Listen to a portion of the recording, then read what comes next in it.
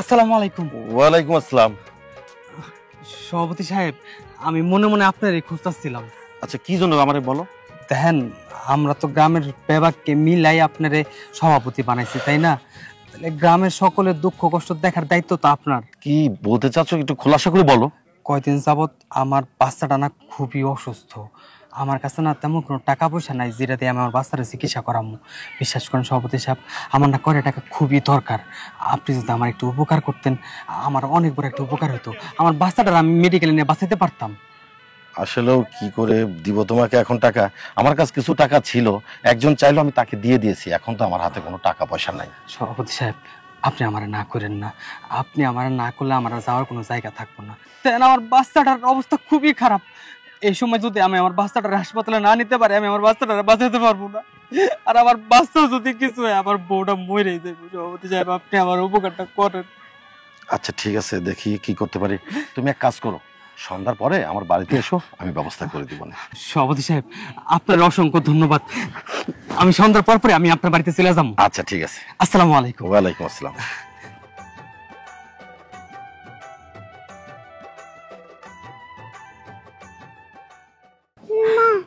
আমি আর সহ্য করতে পারতাছি না। ভালো হয়ে যাবি মা, চিন্তা করিস না।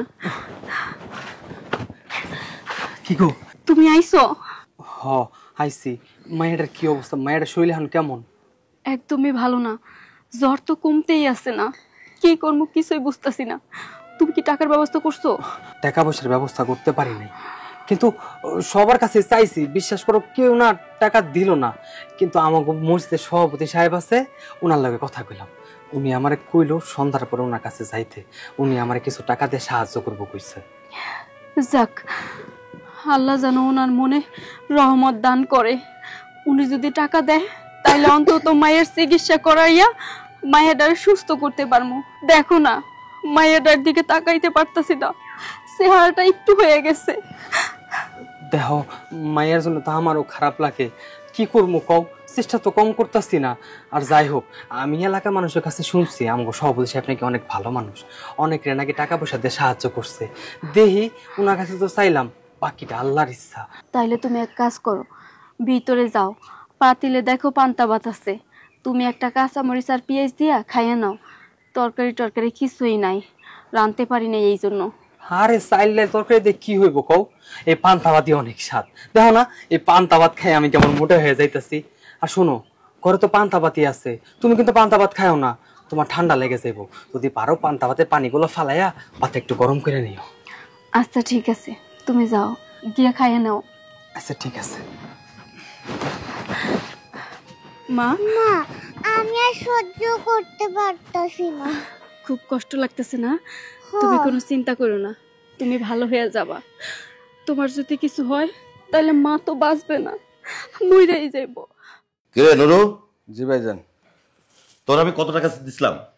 50,000 দিছিলেন। 50,000? তুই আমাকে কত দিসলি? আপনি দিছি 55,000। 55,000 টাকা না? আর সুদের টাকা কত দেওয়ার কথা ছিল? 10,000 টাকা দেওয়ার কথা ছিল, আর 5,000 টাকা বাকি আছে। ওই টাকাটা দিবি কবে? ভাইজান, অবস্থাটা খুব খারাপ যাইতাছে, কাম কাজও তো এরকম নাই। আপনি 5,000 টাকা মাফ করে দেন না ভাইজান। আমি আমার ব্যবসার একটা টাকাও ছাড়তে পারবো না, কথাটা ক্লিয়ার শুনে রাখো। শোনো, এখন যদি তুমি টাকাটা না দাও, তাহলে তোমার ভিটা বাড়ির দলিল আমার কাছে থাকবে। যেদিন টাকা দিতে পারবা, সেদিন ভিটা বাড়ির দলিল দিতে পারবা। ভাইজান, একটু দয়া করেন না, ওই দলিলটা লেগে আইছিলাম। যদি দলিলটা ফিরাই দিতেন, আপনার টাকা আমি পরিশোধ করে দেবো। দেখো, আমি অত সহজে মানুষকে বিশ্বাস করি না।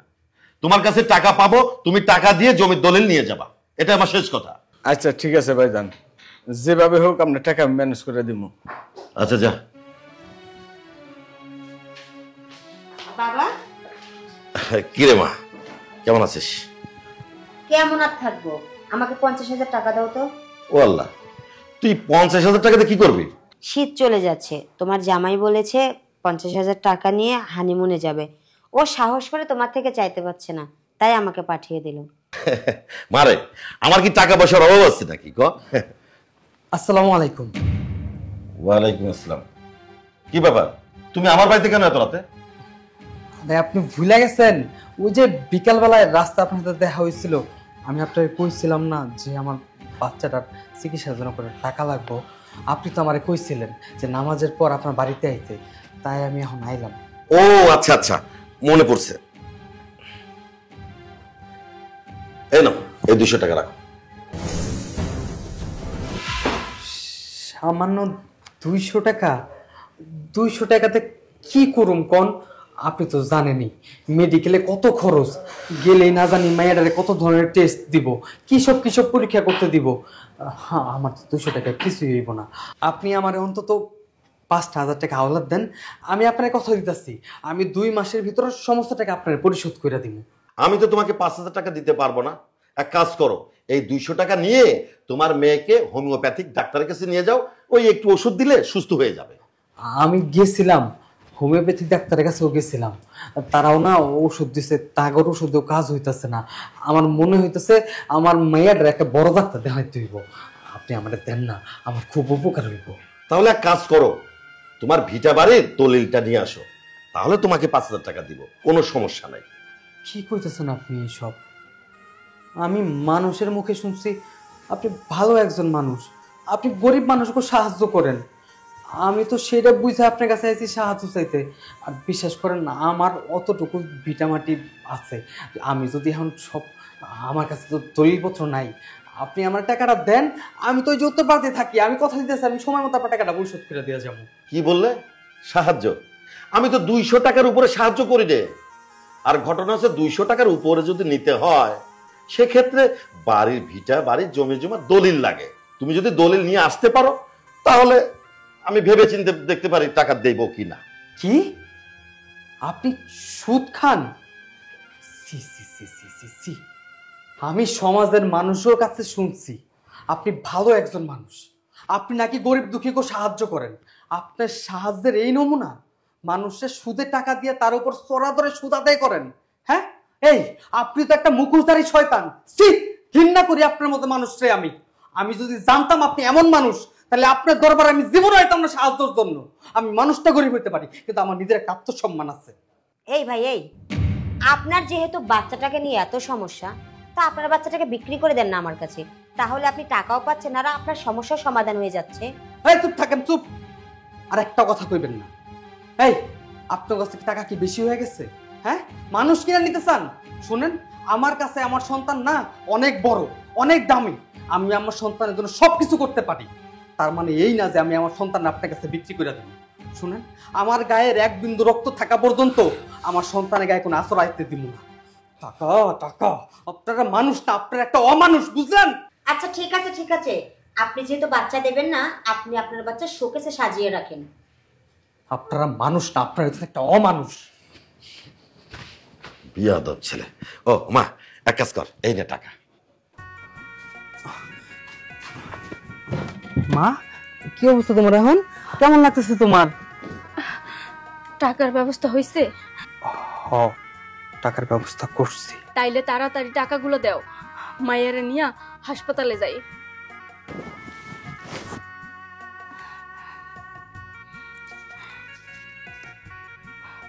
দুইশো টাকা? 200 টাকা দিয়ে কি করবো? তুমি জানো হসপিটালে যদি ওরে নিয়ে যাই কত টাকা খরচ হইব? হ্যাঁ, এমনিতেই টেস্ট ম্যাশ মেলা কিছু দেয় হসপিটালে গেলে, এই 200 টাকা দিয়ে তো কিচ্ছু হইবে না। আমি জানি এই 200 টাকাতে কিচ্ছু হইব না, কিন্তু কি করবো কও? ওই বড় লোকের বাস্তাগুলো আমাকে মতো গরিব মানুষটা মানুষ মনে করে না, রাস্তার কুকুর মনে করে। আমি লোকটারে খুব ভালো জানতাম, কিন্তু সে আসলে একটা প্রকৃত মুখোশধারী সুদখোর। সে আমার কি কয় জানো? আমার সে টাকা দিতে পারবো, কিন্তু একটা শর্তে। আমার বাড়ির দলিলপত্র সব তারা দিতাম। কও তো, আমি দিন আই না দিন খাই, আমার কাছে বাড়ির দলিলপত্র কই থেকে আইবো? আরো কি কইছে জানো? কইছে যদি বেশি সমস্যা হয় তাহলে আমাকে মায়ের নাকি তার কাছে বিক্রি করে দিতাম। না, আমার মাইয়ারে আমি বিক্রি করবো না। ও আমার মাইয়া, ওরে স্যার আমি বাঁচবো না। ওরে যদি সুস্থ করার জন্য আমার এই মানুষের বাসায় কাম করতে হয়, তাইলে আমি কাম কইরা ওই টাকা দিয়ে আমার মায়ের চিকিৎসা করামু। তারপরেও আমার মায়ের আমি কাউরে দিব না। না রে বউ, তুই কবে মানুষের বাসায় কাজ করবি আর কবে আমার মায়ের চিকিৎসা করবি? তার সাথে বরং আমরা কাজ করি, চলো আমরা আমাকে মায়ের নিয়ে রাস্তায় বের হই। মানুষের কাছে দেখা দেখা যদি একটু সাহায্য চাই, মানুষ কিছুটা হইলো আমাকে সাহায্য করবো। হ, তুমি এককাল ঠিক কইছো, দরকার হয় আমরা ভিক্ষা করবো, তাও কোনো সুদখোরের টাকায় আমার মায়ের চিকিৎসা করামু না। চলো তুমি, চলো আমরা এখনই বের হয়ে যাই। মায়ের ধরো। আয় মা আয়, চলো।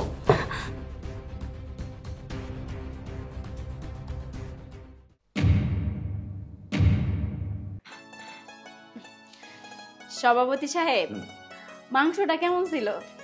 দারুণ, একদম রুচিসম্মত। যাক, আপনার কাছে শুকরের মাংসটা এত মজা হবে সেটা আগে বুঝতে পারিনি। তোমার এত বড় সাহস, তুমি আমার শুকরের মাংস খাওয়ালে? হ্যাঁ, আমি মসজিদের সভাপতি আর তুমি আমার শুকরের মাংস খাওয়ালে কেন? কেন? আপনি তো সব সময় শুকরের মাংসই খান, তাহলে এইখানে খেতে আপত্তি কিসের? চুপ! আর একটা কথা বলবো না, একদম চিম্পা কেটে ফেলে দেবো। আমাকে শুকরের মাংস খাওয়াইছো, আবার বলছো আমি শুকরের মাংস খাই। তোমাদের কঠিন শাস্তি হবে, কঠিন বিচার হবে।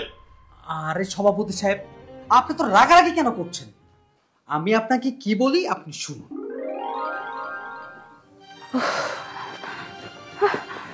এই যে চাচি, আমাকে কয়টা ভিক্ষা দিবেন? তোমরা এটা কি কইতাছো? হ্যাঁ, আমি তো নিজে একটা ভিক্ষুক, সারাদিন ভিক্ষা করে বেড়াই, তাহলে আমি তোমাকে সাহায্য কেমনে করব? ও, ভুল হয়ে গেছে, চলো অন্য জায়গায় যাই। দাঁড়াও, তোমাকে দেখে তো খুব ভালো মানুষ মনে হইতাছে, সুখী মানুষ মনে হইতাছে, তাহলে তোমরা ভিক্ষা করতেছো কেন? কেউ কি ইচ্ছা করে ভিক্ষা করতে চায় চাচি? হ্যাঁ, কপাল কথায় আছে না, কপালে লিখন কেমনে খন্ডামো। এই যে আমার মায়েরারে দেখতেছেন, আমার মায়েরা খুব অসুস্থ, ওর চিকিৎসা করানোর জন্য মেলা টাকা লাগবে, কিন্তু আমরা তো গরিব মানুষ, এতগুলো টাকা কোত্থেকে জোগাড় করবো কোন? এই যে ওর আব্বারে দেখতেছেন, ওর আব্বা কাম কাজ তেমন করতে পারে না, কেউ কাম দেয় না, এই লেগে বাধ্য হইয়া আমরা দুইজনে ভিক্ষা করতে নামছি। আমার বউ একদম ঠিক কথাই করছে, কোনো কুল কিনারা না পাই আজকে মাইয়ার নিয়ে রাস্তায় বাড়াইতে বাধ্য হয়েছে। জানেন চাচি, একটা লোকের কাছে গেছিলাম করে দেখা চাইতে, সে এত বড় নিম্ন খারাপ লোক, আমি আর কখনো ক্ষমা করবো না। আজকে আমার এই মাইয়াটা যদি কিছু হয়, আমি কিনে আবার আমার বউটাও তো মরে যাইব। জানেন চাচি, আমার এই মাইয়াটার চেহারা আমার মার চেহারা না হুবহু এক। আমি আমার মায়ের অনেক ভালোবাসি, আমি বুঝতেছি না আমি এই মুহূর্তে কি করব। বাসা, শান্ত হও, কান্নাকাটি করো না। এই যে এই ব্যাগটা নাও। এই ব্যাগ দিয়ে আমরা কি করবো? এই ব্যাগের মধ্যে আমার সারা জীবনের উপার্জিত টাকা এটার মধ্যে আছে। এইখানে 2 লক্ষ টাকা আছে। ভাবছিলাম জীবনের শেষ মুহূর্তে হজ করতে যাবো, আর যাবো না। এই টাকা নিয়ে আগে তোমার মায়ের চিকিৎসা করে মাইয়াটারে আগে বাঁচাও। কি কইতাছেন চাচি? আপনার সারা জীবনের উপার্জিত টাকা আমাকে দিয়ে দিতেছেন আমার মায়ের চিকিৎসার লাইগা? আপনারা তো আমার চিনেন না, আর আমার সঙ্গে তো আপনার কোনো রক্তের সম্পর্কও নাই, তাহলে কিসের জন্য এতগুলা টাকা আমাকে দিতেছেন? এটা তো আপনার কষ্টের টাকা, আপনার ইচ্ছা আপনি হজ করতে যাইবেন, হজ করাও তো একটা ভালো কাজ, তাইলে তাইলে এতগুলা টাকা কেন দেওয়ার দরকার আছে? দরকার নেই, নেন। না না, এই কাজটাও কিন্তু খুব ভালো একটা কাজ। কেন দিছি জানো? আমারও একটা সন্তান আছিল, ছেলে সন্তান, বিনা চিকিৎসায় আমার সন্তানটা আমার কুলে বইয়া গেছে। আমি ওরে বাঁচাইতে পারি নাই, তখন আমার কাছে কোনো টাকা পয়সা ছিল না। আমি কত করে ডাকলাম, ও বাজান, কথা গো বাজান, কথা গো, আর কথা কইল না, মা কইয়া ডাকলো না। আমি বুঝি সন্তান হারার বেদনা। তোমরা এখানে দেরি করো না, তাড়াতাড়ি যাও, তোমার সন্তানটারে বাঁচাও, চিকিৎসা করো, যাও। হসাসি বাঁচামো, আমার মায়েরে আমি বাঁচামো। আজকে আপনি আমার অনেক বড় একটা উপকার করছেন। আপনার মধ্যে তো আমি আমার মারে দেখতে পাইতাছি। সন্তান যে এরকম বিপদে পড়লে মা ঝাঁপাইয়া পড়ে, আপনি সেই কাজটাই করছেন। আপনার কাছে চিরকৃতজ্ঞ থাকবো চাচি। হ্যাঁ চাচি, ও আমার বউ একদম ঠিক কথাই কইছে। চাচি, আজকে আমাকে বিপদের দিনে আপনি আমাকে ফেরেশতা হয়ে দাঁড়াইছেন। আজকে আপনি যদি না থাকতেন, না জানি আমার মায়ের কি অবস্থা হয়ে যেত। আল্লাহর কাছে দোয়া করি আল্লাহ আপনার সারা জীবন বাঁচায় রাখুক। শুনো, কথা না বাড়াইয়া আগে হসপিটালে নিয়ে যাও, বাচ্চাটারে বাঁচাও। আপনি নিজেও জানেন না আপনি আমাকে কত বড় উপকার করছেন। আপনার কাছে আমরা ঋণী হয়ে থাকলাম। চাচি, আপনার অসংখ্য ধন্যবাদ। ও চলো যাও মা, তাড়াতাড়ি যাও। আল্লাহ, তুমি বাচ্চাটারে বাঁচায় দাও আল্লাহ, ওরাই দারাজ করো আল্লাহ। বাবা প্রেরাইকে সন্তানকে কাইরা নিও না মামুন, সন্তান কাইরা নিও না মামুন, সন্তান কাইরা নিও না। কিরে, এবার বুঝতে পারছিস? এই, তুই যদি সুদ খেতে পারিস তাহলে শুকরের মাংস কেন খেতে পারবি না? হ্যাঁ, আল্লাহ তাআলা শুকরকে নিষেধ করেছে একবার আর সুদকে নিষেধ করেছে বারবার। এই, তোর মতো মানুষের চাইতে না সেদিনকার রাস্তার ওই পাগলটা খুব ভালো ছিল। জানিস, তুই আমাদের বিপদের পাশে না দাঁড়ালে কি হয়েছে? আল্লাহ তাআলা সেদিন এক ফেরেশতাকে পাঠাইছিল। ওই মহিলাটা আমার বাচ্চাকে বাঁচানোর জন্য আমাদেরকে অনেকগুলো টাকা দিছে, আর সেই টাকাতে চিকিৎসা করাইছি, আমার বাচ্চাকে সুস্থ করছি। তোদের মতো মানুষ না আমাদের সমাজে কিট। তোরা না মানুষ রূপে একটা ভয়ঙ্কর কুত্তা, বুঝছিস? শোনে, সমাজে না আপনাদের মতো কিছু মুখোশধারী শয়তান আছে যারা কিনা পুরো সমাজটাকে কলঙ্কিত করে। আপনারা ভিতরে এক রূপ আর বাইরে অন্য রূপ। আপনাদের না বিবেক মনুষ্যত্ব বলতে কিচ্ছু থাকে না, শুধু চিন্তা করেন কিভাবে অন্যের বুকে পাড়া দিয়া টাকা ইনকাম করা যায়। হ্যাঁ, তুমি একদম ঠিক কথাই বলছো। আমার কাছে যদি ক্ষমতা থাকতো না, তাহলে এদের মতো সুদখোরদের সবার আগে আমি পিটায়ে মারতাম। এই, তোরা না মায়ের সাথে ঘুমাতে দ্বিধাবোধ করবি না, তোদের ভিতরে সেই মনুষ্যত্ব বলতে কিচ্ছু নেই। সভাপতি সাহেব, আরো কিছু শুকরের মাংস আছে, এনে দে। না, আপনারা আমাকে লাঞ্ছিত করবেন না। আসলে আমি এই টাকার নেশায় পাথর হয়ে গিয়েছিলাম। আমি নিজেকে অন্যরকম ভাবে নিয়ে গেছিলাম। আমি মানুষকে মানুষ মনে করিনি। আমি আপনাদের সাথে খারাপ ব্যবহার করেছি। আসলে আমার টাকার অহংকারে আমি অন্যরকম হয়ে গেছিলাম। তাই বলছি, আমি আর কখনো এই কাজ করব না। আমি সত্যি কথা বলতেছি, আমার যত টাকা পয়সা আছে সব আমি মসজিদ, মাদ্রাসা, এতিমখানায় দান করে দিব। আর আমি মসজিদের ইমাম সাহেবকে বলবো, আমি তওবা করতেছি, আমি এখন থেকে 5 ওয়াক্ত নামাজ পড়বো, আমি ভালো হয়ে যাব। আপনারা আমাকে একটু হেল্প করবেন। মাফ করা মালিক আমরা না, মাফ করা মালিক আল্লাহ। আল্লাহর কাছে মাফ চান, আল্লাহ যদি আপনাকে একটু হেদায়েত দান করে।